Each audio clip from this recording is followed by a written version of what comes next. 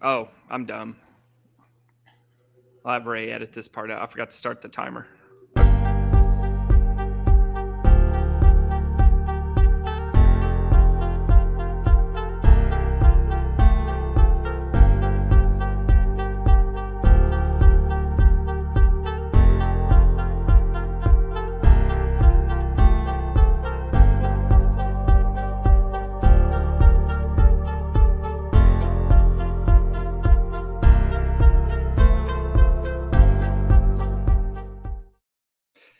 Hello, Frog fans. Welcome to Post Game Beers, our second episode of the week, brought to you by our good friends at Hell's Half Acre Sporting Goods. Go to hellshalfacresg.com and check out the new releases and get geared up for game day.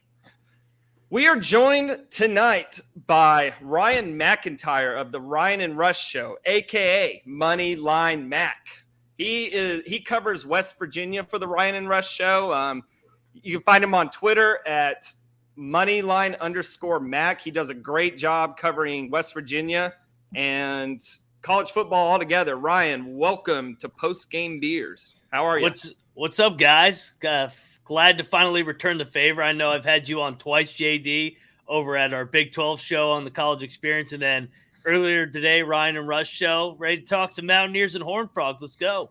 Yeah, pretty exciting week, huh? I know West Virginia is having a good season so far. So I guess my first question for you is, how do you evaluate the season so far? Is it met your expectations, exceeded, or did you guys expect to be undefeated and ranked in the top 10 at this point?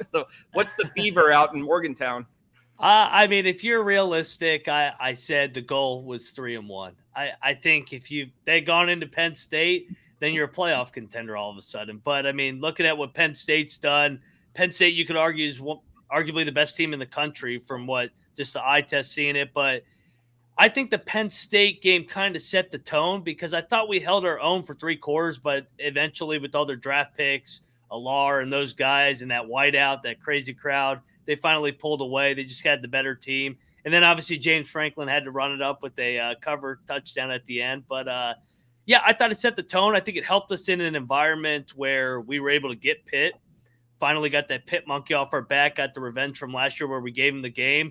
And then during the Neil Brown era, man, Texas Tech has had our number. They beat us 4 straight, and that was a big monkey off our back last week. So able to get that one. I know they're banged up at the quarterback position, but the reality is so are we, and so is half the Big 12, it seems like, at the quarterback position right now.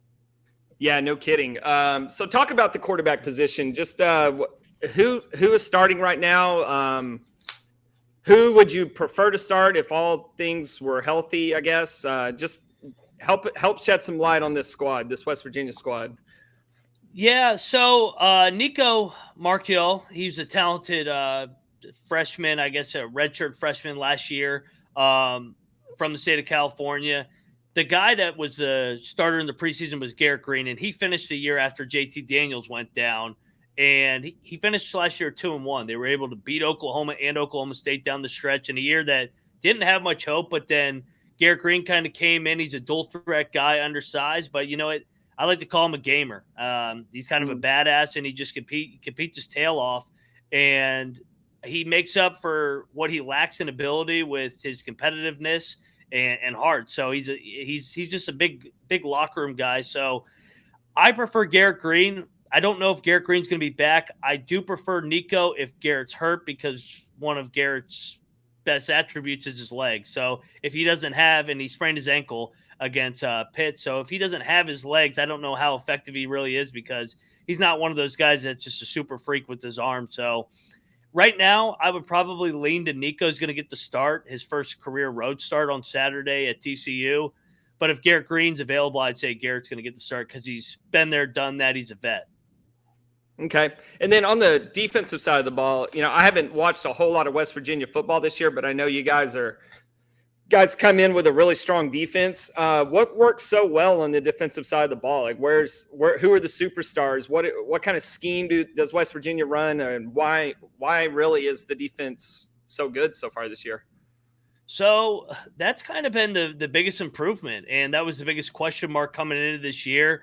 And Neil Brown was 22-25 coming into this year, and I would say that the biggest reason why he hadn't been able to get it together is they didn't really have an identity. They're good offensively one year, but then bad defensively. Last year, they weren't good at all defensively, and there were a lot of question marks coming into the year. And I just think that they play hard, kind of a bunch of no names, to be honest, in terms of the national scale. But you look at guys like the veterans on the team, like Aubrey Brooks, Anthony Wilson. The strength probably isn't the secondary, but the front seven has really picked it up. I mean, Lee Kapogda the other day had starting middle linebacker had, I think, 13 tackles, 15 tackles against Penn State, then was all over the field against Pitt. Another guy that was really all over the field the other night, Marcus Floyd, who's kind of a hybrid safety, flew around, had a couple sacks. And Beanie Bishop's been huge coming over from Minnesota. So they kind of mix it up. They brought more pressure last week against Texas Tech, I think more so because Texas Tech was limited at the quarterback position as soon as Tyler Shuck went down and then Morton came in. So they kind of mix it up, and it's an undersized unit, but I think they do a good job of gang tackling, and that's why they've been so effective through especially the last two games. I mean, they've held Pitt and Texas Tech to combine 20 points. You do that, you're going to win some football games. So TCU just played one of their rivalry games against SMU, played for the Iron Skillet. West Virginia finished up a rivalry game against Pitt. For anybody who's watching or listening and doesn't really know a whole lot about the Backyard Brawl, could you just give a summary of that rivalry and what it was like to beat them this year? Am I allowed to curse on this Absolutely. show? It's required. Yeah. Here, I got a hat right here that sums it up.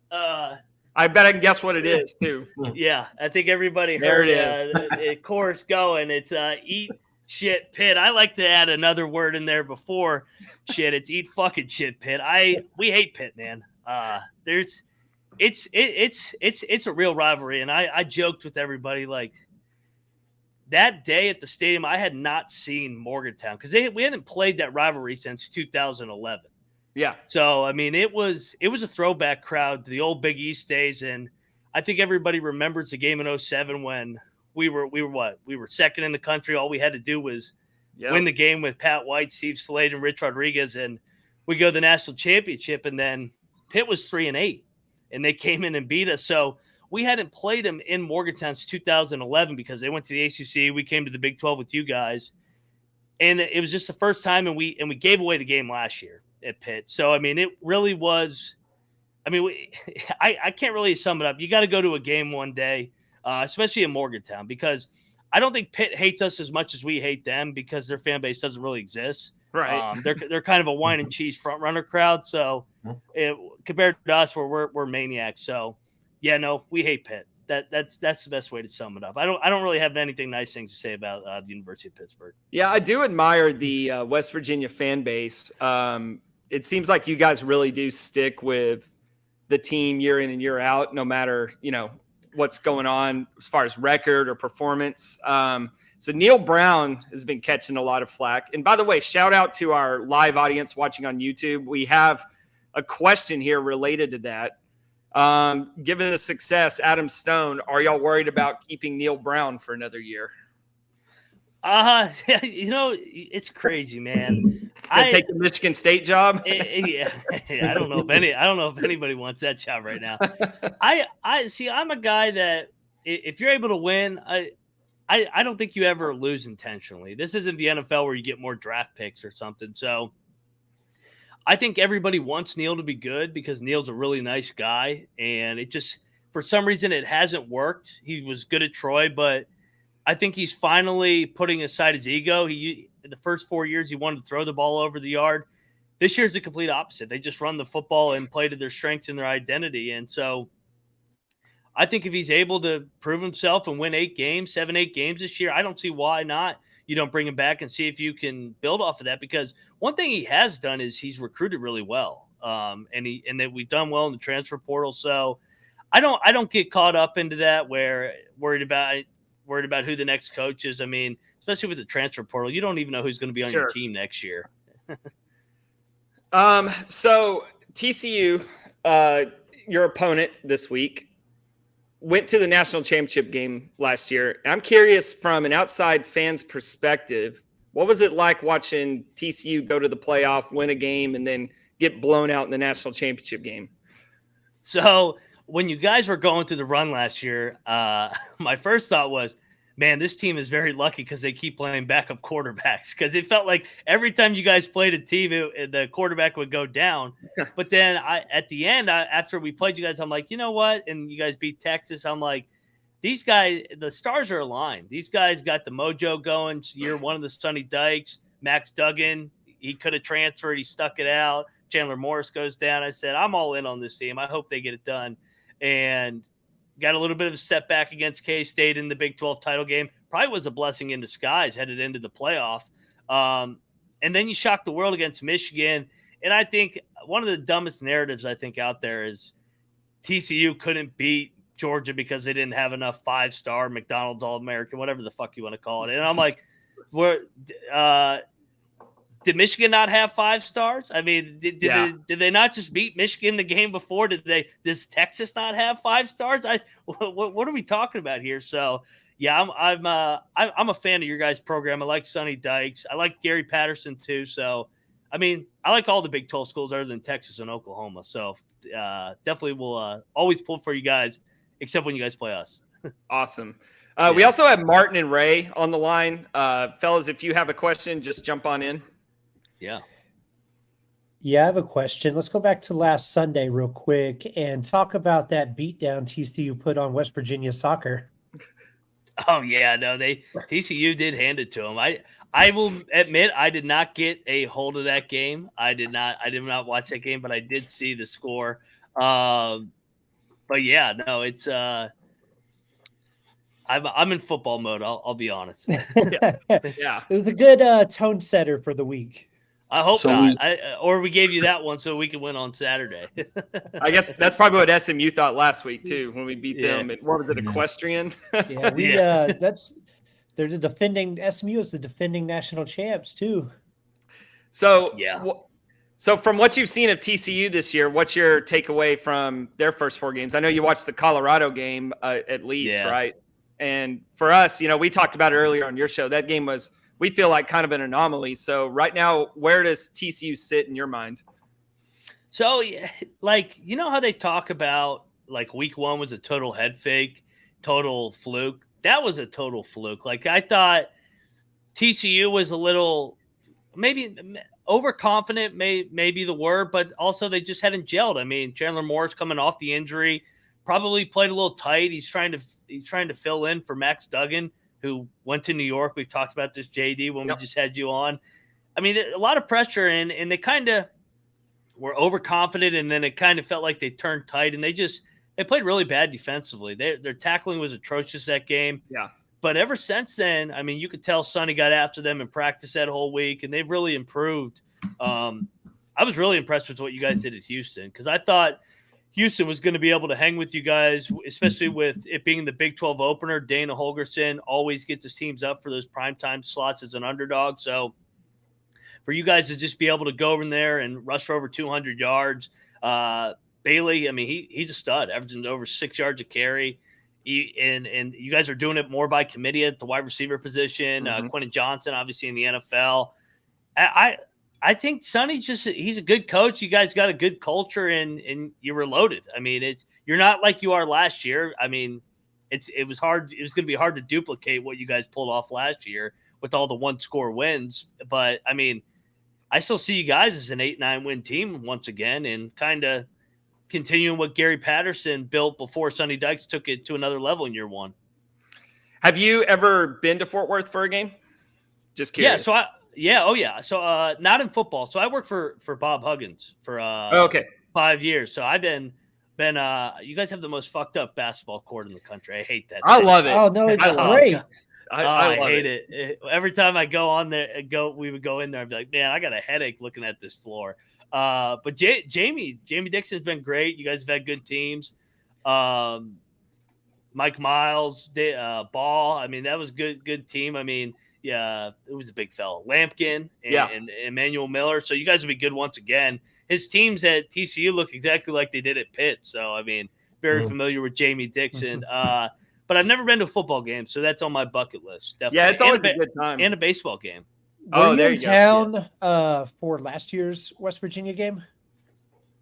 No, so I got out of the coaching business 2 years ago. Okay. Yeah. I know Martin had a question about West Virginia culture. Yeah, what's up? Oh, why do you like pepperoni rolls? They suck. No, pepperoni rolls are the shit, man. Pepperoni rolls, moonshine, huh? Can you just eat pizza? You could eat pizza, but it's not the culture. It doesn't melt in your mouth like a pepperoni roll does, man. The pepperoni rolls that I got at what is the baseball stadium, Magnolia something? Mom Park, yeah. Mom Park, yeah. Pepperoni rolls were awful. They didn't cook them right then? No, I think they were microwaved. Oh, that's probably why. Yeah, you got to get them at the tailgate, man. The tailgate when they actually put it on the grill and do that. I mean, they got a whole deal. All right, so we just have a couple more questions for you before we get out of here. We have one. This one's from Adam Stone again, and it's going back to the Dana Holgerson days. What's Brian's favorite Dana Holgerson casino story? I don't have a Dana Holgerson casino story. What about a story in general? So he lost to, I think it was Stephen F. in the NCAA tournament, and the season's over. We're all depressed, and we went to the bar that night. We had a coaches deal at the bar, and Hugs is there, everybody's there, and then in walks Dana Holgerson, and he is so drunk. It was just a fantastic night. We were there till like 5 o'clock in the morning. I was like, the bus leaves at 7. I got to get like a coffee in me or something, or maybe a water or Gatorade so that I don't throw up on this plane. So yeah, we drank all night. All the stuff to get that bad taste out of our mouth. He's a wild man. I love Dana. I mean, I enjoyed his brand of football for us at West Virginia. Obviously, he probably hasn't exactly worked out at Houston, but he's entertaining. I mean, his hair's going everywhere. He's pounding Red Bulls on the sideline. Entertaining fella. All right, final set of questions. I'll give you all three at once. How do you see the game going this week? If you were TCU, how would you beat West Virginia? And finally, from Adam, does Moneyline Mac have a parlay pick for the weekend? Yeah, I actually do. I'll give out the parlay at the end. So the first question was, what was that again? How do I see the game playing out? Yeah. So both teams basically averaging 5-6 yards a carry. Both teams want to run the football. I know you guys want to play more up tempo. We want to drag it in the mud. I usually tend to lean to the team that wants to drag it in the mud in terms of who's going to win on the style. I think both teams are going to stack the box a little bit to stop the run. I think it's going to be a tight game. I really think this is going to be a one-score game. Neal has played well in Fort Worth for some reason. He's never lost in Fort Worth. So the Mountaineers are on a 2-game win streak. Last year was a tight game in Morgantown. I think it's very similar to the game last year in Morgantown. I think it's kind of back and forth, and whoever wins the turnover battle. But I'm really looking at the line of scrimmage early on because, like I said, both teams want to run the ball. So I think it's a physical, lower-scoring game than maybe the average viewer thinks. Okay, real quick. We had another question come in that I think is a really good one. West Virginia started you had a different running back step up in each game. What can you expect from the running back position? So that's a strength. Well, I mean, the strength is on the offensive line with the five seniors. That's why they've been able to run the football, and all those guys have come back, and half of them are married. They're all 24 years old then. So like BYU now. Yeah, we're like we're the non-sober BYU. So CJ Donaldson's is talented. He's the lead back. He's really good. He's a little banged up. He got banged up in that Pitt game. He got the big load in that game. So he got banged up. He kind of was limited last week, so he didn't run the ball as much. Jaheim White's a freshman. Another guy, Jalen Anderson, he's rushed for 100 yards last year when Donaldson got hurt. Johnson's another guy that's rushed for 100. So we have 4 guys that are talented. It's kind of by committee right now because Donaldson is a little bit banged up. And then both our quarterbacks can run, whether it's Markiel or Green. So, yeah, there's no secret on what we're trying to do offensively. Our our wide receivers are not very good. We're limited on the perimeter, but we can pound the rock. So, I mean, that's what we're going to try and do offensively. All right. So now take that, and how would you beat West Virginia if you were a TCU coach? Well, I think Texas Tech did in the second half. They put 8-9 men in the box and said, beat us with your quarterback in your arm. And I think that's going to be how everybody's going to attack the Mountaineers from here on out. I mean, we haven't thrown for 100 yards in each of the last 2 games. We're slowly turning into the Iowa Hawkeyes all of a sudden. 100 yards? Yeah, Markiel had 78, and I think he had 69 against Pitt. So, yeah, football's back here in Morgantown. It's great. This game's going to be over in like 2 hours. We play an ugly brand of football. We're Iowa of the Big 12 all of a sudden. And y'all are setting back college football here. It's beautiful. I love it. Everybody just wants to throw the ball, air raid. I said, screw it. Let's run the ball 4 yards in a cloud of dust. I think for us too, I think we can be successful doing that because we don't have the athletes on the outside that a TCU has. That, I mean, I would say Baylor or Texas Tech, but they're down this year all of a sudden. Yeah. The athletes that you guys have down there in Texas, so we got to muck it up and make it ugly like Iowa does each year in and out in the Big Ten. So that's our brand of football, and we're embracing it. It goes well with our culture of West Virginia, hard blue collar, cold atmosphere. So that's what we're going to try and do. So it sounds like with TCU, they run the 3-3-5 on defense. Mm-hmm. Yep. It kind of sounds like you're kind of expecting TCU to maybe drop those safeties into the box and let Avery and Josh handle the outside one-on-one. Yeah, and I would say that TCU probably got exposed a little bit against Colorado by Sanders. I think that's pretty safe to say, considering you threw for like 500 yards. But we don't have the guys that Colorado has on the outside. Now, we're light years ahead of Colorado in the trenches and running the football. So It'll be interesting because an area where we probably could take advantage of TCU is on the perimeter, but we don't really have the guys on the outside compared to you guys are probably more of a strength in the front seven. So it's kind of strength on strength this game. All right. Finally, what is your can't miss mega balloon put the house on it parlay of the weekend? Yeah. So we just did the Big 12 show literally right after you got off, JD. And we gave out, I'm trying to remember what we gave out. We're going to go. It's all dogs too. We already like dogs. So we're going to go Houston, gets it done in Lubbock, Dana. Okay. Little dog. We're going to go Jalen Daniels at Kansas shocks the world in Austin. Whoa. Look ahead to Red River. And then in the nightcap, you guys aren't going to like this one. We're going to give out the Mountaineers to get it done in Fort Worth for the third straight time. And that's where it dies. I think it's like 100-1. So if you guys want to throw a price of a cold beer on that thing, $5. I mean, $5 to win $5,000. Go ahead. Let's go. Yeah, maybe we'll do the emotional hedge, right? Lost the game, but at least we won money. No doubt. All right. The other one I always like playing, Texas and Oklahoma, whoever they're playing. You can parlay Iowa State and Kansas this week. All right. So, Ryan, go ahead and plug you have so much going on. It's hard for me to even keep up with. So go ahead and plug everything you have and where people can follow you and all that good stuff.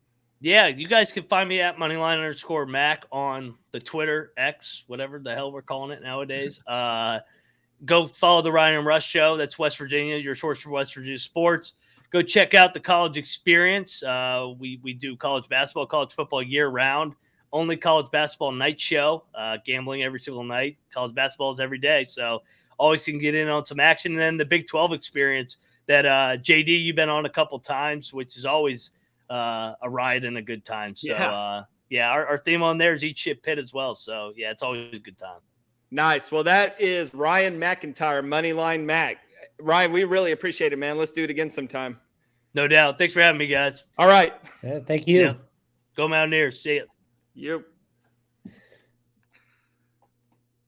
And stream. Go Frogs.